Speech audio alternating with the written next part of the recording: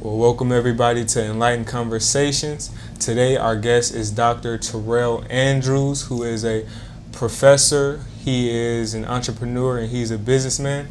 Dr. Andrews, thank you so much for speaking with me today.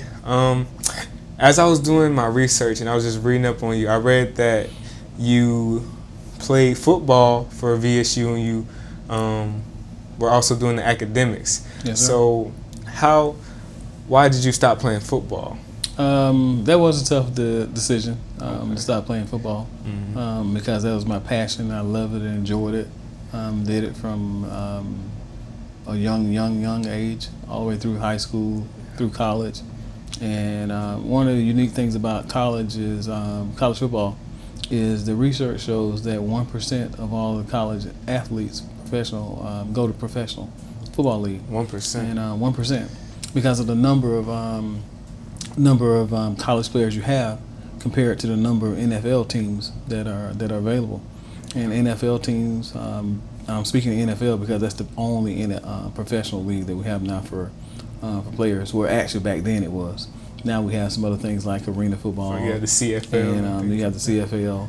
And I think those things existed when I came out, but the primary goal was basically to go to NFL. But It's just a numbers thing. And when you get to that level of trying to make the transition from college to the NFL, it's almost like you're cattle, and where you kind of go through this processing line, and you have to, have certain physiques and certain testing scores, which is all part of it. I enjoy doing that, but those measures don't always determine how well you can actually play. And so after playing in college, I went to a couple tryouts. And those things went well, good testing measures. The biggest thing was mainly just numbers. And had an opportunity to play in the Arena Football League. And then at that particular time, there was something called, I'm trying to remember the name of that league. I forget the name of it, but it was a relatively new league that was coming out. They're supposed to be like a farm league for the NFL, so I had an opportunity to play for those leagues. And after doing some kind of comparison, and I just kind of said, well, it's time to hang up the cleats and let's get to the grind of getting into the professional workforce. And ultimately that's what I did, and took all of those principles, concepts, work ethics, mannerism, behaviors from football and training, and actually directed them specifically toward academics and education in my professional work career. And I know for a lot of people, it's painful to give up the sport that you love. Yeah. Was it painful for you to give it up, and how did you get over it? Yes, it was. It was painful. It was, I say painful, but probably more of a challenge, probably. Okay. Because the person inside of you, and I can speak for myself, the person inside of me always wanted to compete, and always want to compete, because that's what I was trained and conditioned to do, throughout my whole life. And the way that I end up making the transition is I make everything now, even for me, competition. And so basically, I'm still playing football, but I'm just not playing football on the field. On the field. I'm playing psychologically. Football. Yeah, I'm playing football in my mind. I'm playing football in my office, in my clinical practice. I'm playing football in my classrooms that I teach at VSU, my courses that I teach. And so it's a competition. How can I get better? How can I do this better? And just basically competing. And so I just transition it, and the face of it just looks differently now, as far as clinical practice, professional, and being a college professor. And I don't ever think I've heard it put that way. So do you feel like this was your journey as far as being in the clinical practice? Do you feel like it was better for you to go this route instead of the sports route?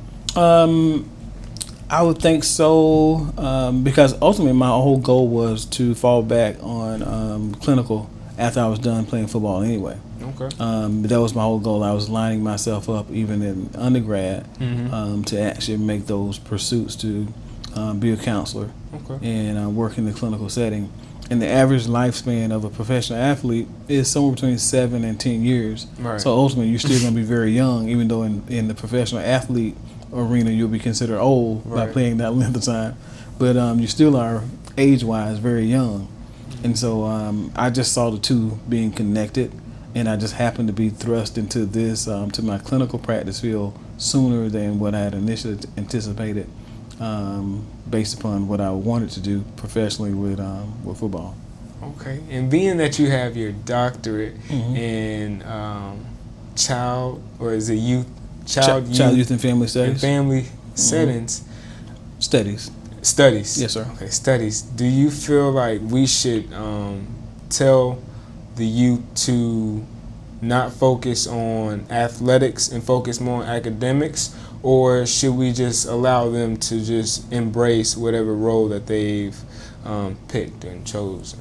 Yeah, I think it's more of how you can have both at the same time. Okay. And I think sometimes what happens in our society, and sometimes to a fault, is that we pigeonhole ourselves into dualistic thinking around items that doesn't really have to be dualistic. Okay. And I think when you say dualistic thinking, what do you mean by that? Either or. Okay. You know, either you play football or you pursue academics, and there's no rule that says you can't do both. Right. And I think that you really should. If a child, a teenager, is interested in playing football, or they're interested in being in a debate club or archery, any of those things are great things to pursue, and they can pursue those things in addition to their education. Okay. And so what I like to try to do is get them to highlight and identify some of those skill sets that makes them successful in their particular desired sport, and then how to transition that over in addition to academics as well, because there's a lot of transferable skills from the sports that can actually go into academics. Right, and in lifelong lessons. And in lifelong, absolutely right. Okay, and also, so being that you are, you do have your doctorate in the studies, as far as parents and them approaching their kids, because there's many different approaches, I was around the approach of you stay in a child's place, but I feel like now there's a newer approach where you approach the kid on their level, where you come down to their level. Which one do you think is more effective? Really, I think, and I come from that school more so of, being in a child's place. I really, that one statement to me just kind of, it doesn't really do justice. It speaks to really kind of structure and accountability that a parent has for the child, and I think that particular style is probably the best style as it relates to what type of structure do you provide, what type of role model are you providing, what type of accountability are you providing, what type of independency are you teaching along the way, because ultimately you don't want to have the reins as a parent so tight around the child that they ultimately can't develop independency and learn how to function as an individual. Right. And I think also we have to keep in mind what the research says around brain development as well for children. Typical research says that a male's brain is not completely developed until around the age of 22 to 24, 25. So basically between 22 and 25, fully developed brain. Wow. And a female brain is fully developed typically around 19 to 21. And so with those particular statistics, that simply suggests that there's an inability in the person to actually be able to effectively use the executive functionings of their brain before those ages. And it doesn't mean that you don't have outliers who may have a brain development that's faster than that, but that's just a general average. And I think with that research in mind, in addition to some of the decisions that children have to face, and adults for that matter, I think people have to be trained in order to be able to make the most beneficial, best decision for them. And sometimes we just thrust people into decision-making positions or decision-making situations that never should be. As a teenager, you shouldn't have, a plethora of options. I think you should have options. I think you should be trained, not too many. And I think as a 5-year-old child, they should have some options maybe. You know, do they want a red popsicle or do they want a purple popsicle? You know, those would be appropriate options. And then as you give those types of options and those choices, then you're training the person of how to make decisions. And then now you can give them more options as they develop the ability to be able to manage those types of things. So in your opinion, it's better for the parent, and it's really situational, but overall, in your opinion, it's better to go with the stay in the child's place approach, just because, or is it the? I'm reluctant to kind of just say that's the best way, and I think it's more situational. I think as a parent, and this is where I teach it when I do counseling with parents and do parenting classes, is that we look at the different styles of parenting, and you know, autocratic, authoritarian, laissez-faire, you know, those different types of styles of parenting, and look at what are the attributes of those parents in those different styles, and then help them be able to find out what style works best for them and what style works best for their child. And then ultimately we look at the goal that they want to establish for the child and which type of parenting style is going to get you there. So there's many different factors that you have to take into account. Many environment, the children, and everything like that. Absolutely. Okay. Many factors. And I think it's very, very plausible that as a parent you may use multiple styles of parenting. That's interesting. Yeah. And then the other thing is that you have to make sure that you understand that every child is different. And so just because you employ one predominant style with one child may not mean that you employ that same style with the other child. Now the core set of principles that you're enforcing are the same. You're still going to enforce curfew. You're still going to enforce respect, whatever those things is that you identify that you're going to enforce, but your latitude or your flexibility around those things as a parent may be a little bit different.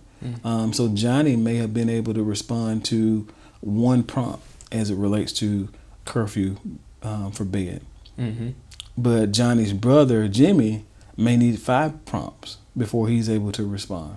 You're still enforcing the same rule, but their methodology is a little bit different because you know the child and you know what they're going to respond to. And when you say prompt, do you mean like the rules that you set for them or guidelines? Well, like kind of like a warning, if you will. Okay, bedtime is 9 o'clock, Johnny.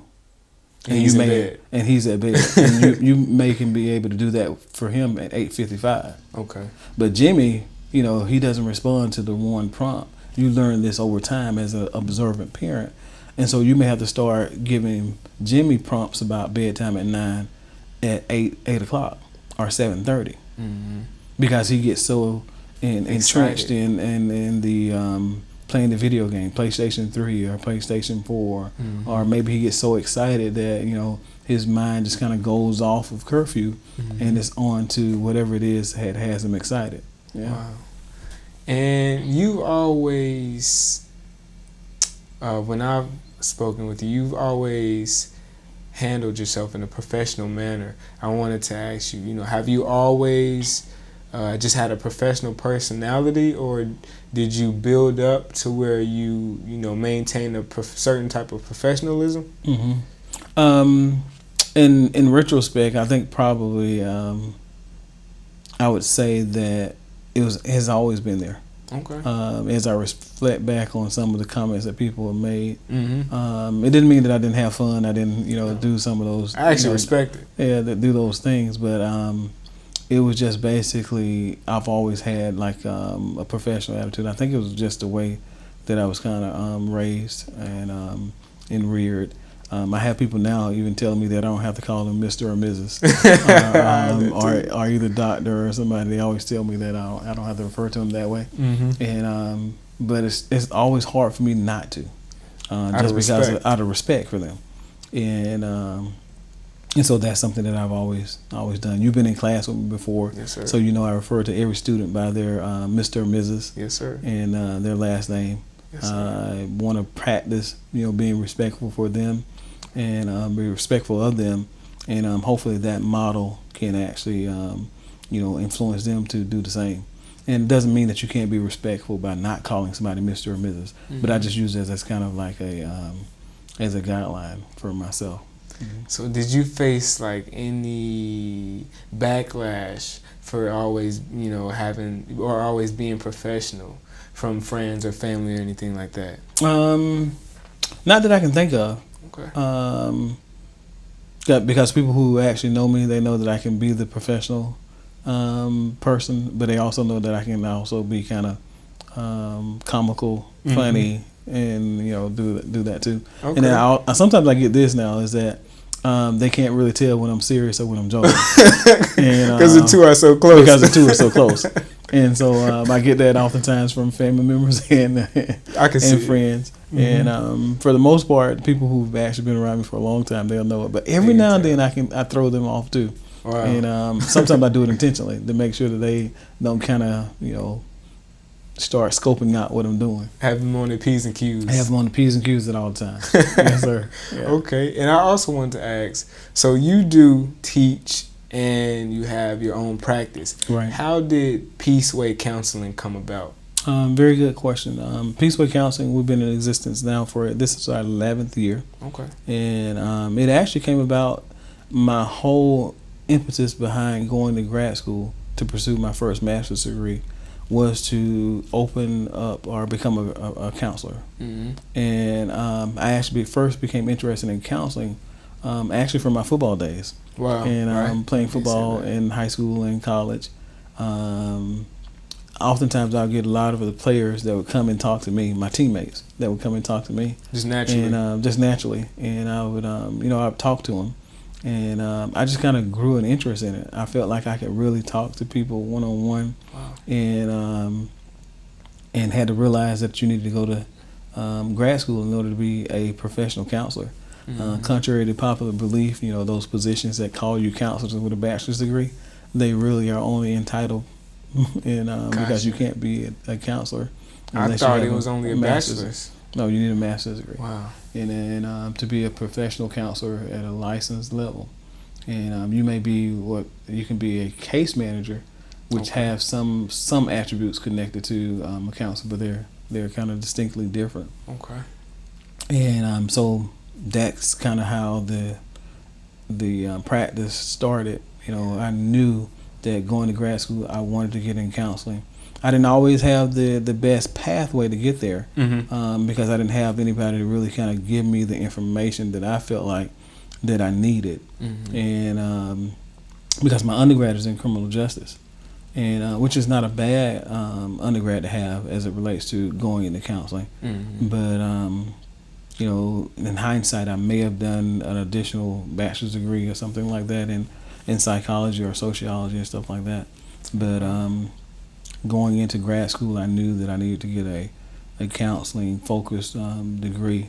Wow. And went about pursuing that, and then in pursuing one master's, I got a second master's, and then shortly after that, we probably opened our practice about 5 years after completing my second master's. And you run this practice with your wife, right? So how is that? Because do you guys see each other a lot at work, or you? It depends on what day it is. Yeah. Oftentimes we may not see each other just only in passing, because each one of us have our own caseloads. Mm-hmm. In addition to supervising 27 staff, because we have 27 staff members that work here with us as well. Mm-hmm. And then I'm also in and out because I'm actually teaching as well. So on a lunch break or like 8 o'clock in the morning, I love to teach 8 o'clock classes, and that keeps me busy. So we kind of get to see each other. Not every day, not all the time. It's just kind of sometimes in passing, sometimes more than not, depending upon what my client's schedule is and what hers is. Wow. And how do you balance the two? Because it seems like you have to be so involved mm-hmm. in this practice, but it seems like you also have to be involved in teaching as far as the students and the impact mm-hmm. that you have on the students. How is it that you have the energy and time to balance both? Mm-hmm. I oftentimes get that question, and I've learned over the years that things that are important to you, mm-hmm. you make time for them. And so what I find myself doing is making time. Mm-hmm. And so I make time to make sure that I have time to meet with my staff, mm-hmm. make time to build in there for myself too. Right. And so I need to have some time, some off times. And so you just kind of have to make sure that you effectively manage your schedule. And try to prevent people from imposing upon your schedule without your permission. Wow. And that's what you have to kind of be a master at doing. Early on, I wasn't very good at that. Right. And comes with the experience. And it comes with experience. And what I found myself early on was that I was being overbooked, and so I had to take control of my schedule. And so that means I had to talk to my administrative staff, who does some of my scheduling, and then give them instructions on how I wanted things scheduled. And at first, with no guidance to my administrative staff, they would schedule me clients all the way through lunch. And so at first I wasn't eating lunch. Sacrifice. That's not good. Well, they say if you want to be successful, you have to make some sacrifices. Yeah, I would say that's a sacrifice, particularly when you don't eat breakfast and then you're seeing clients back to back, and then you also are teaching. And, right. So I learned very quickly that I didn't want to fast until 6 o'clock. Not every day. Not every day. Even though I believe in fasting, but not fasting every day until 5 and 6 o'clock. That's funny.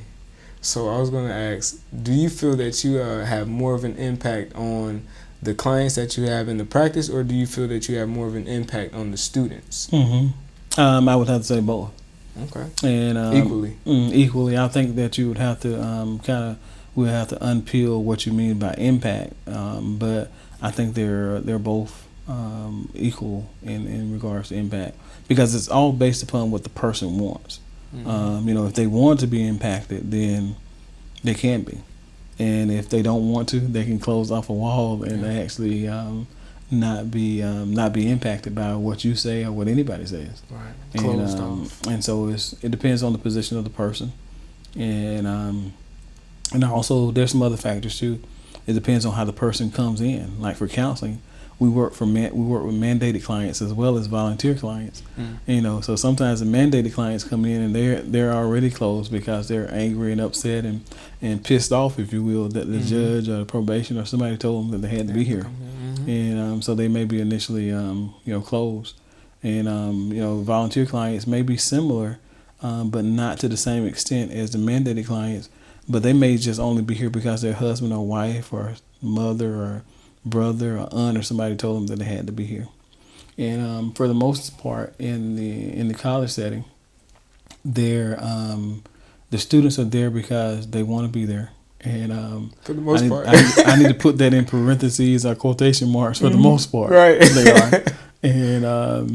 And so that suggests, though, that they're there because they want to be there, and that they're going to be like a sponge in action with all the information. That's not always true, but for the most part, it is. And so I think equally, when you're trained well clinically, you can help a person move. Most people move from that hesitant, resistant wall to not want to be impacted when you're trained well clinically, and then meet the person where they are. And sometimes in the college setting, you don't have to do that as much initially, but it's still there. And so you'll find yourself using, or at least I do, find myself using the same skills in both settings to kind of help with the impact. And how do you feel if you ever witnessed, have you ever witnessed that, hey, I feel like I had an impact on this person, and how does that make you feel to know that you actually had a positive impact on their life? Right. It's always very, very rewarding and beneficial to hear those reports. I get some students now who I've had for 5 years ago or 10 years ago, for that matter, who will email me, and those are always very rewarding